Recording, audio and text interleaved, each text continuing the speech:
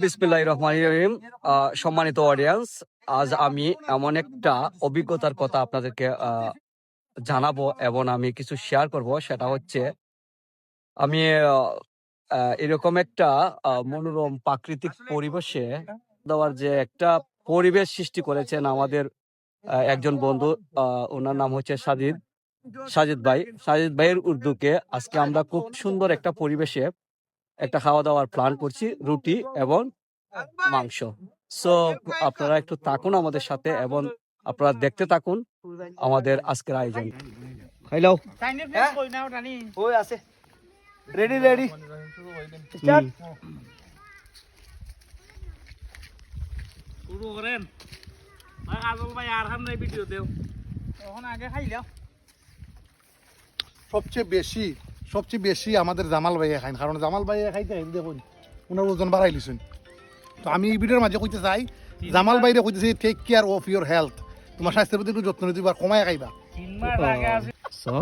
যাই হোক, তো আমরা যেটা আপনাকে দেখাতে চাচ্ছিলাম যে আমাদের একজন ভাই, যার নামটা আমি কিছুক্ষণ আগে আপনাদেরকে বলছিলাম, আমি ওনাকে একটু দেখাতে চাই। এই যে ওনার উদ্যোগে, সাজিদুর রহমান ভাইয়ের উদ্যোগে আমরা আজকে এই প্রাকৃতিক মনোরম পরিবেশে একটা পিকনিক, ছোটখাটো একটা পিকনিকই বলতে পারেন, এটার আয়োজন করেছিলাম।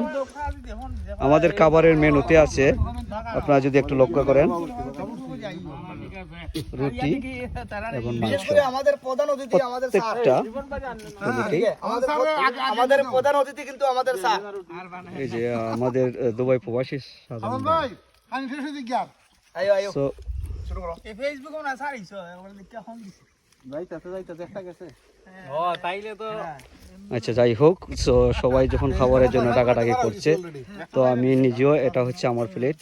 আপনারা খাবারের মেনুটা কিন্তু একদম ফ্যান্টাস্টিক। মুরগি এবং রুটি।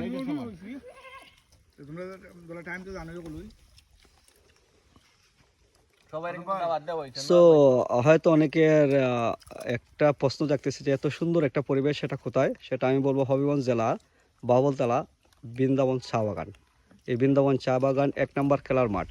এটা হচ্ছে একটা খেলার মাঠ।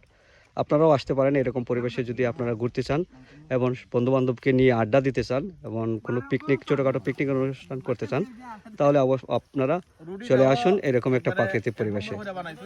সো দেখতেই থাকুন। ততটুকু সময় আপনারা ভালো থাকেন, সুস্থ থাকেন, নিজের প্রতি খেয়াল রাখবেন। আল্লাহ হাফেজ।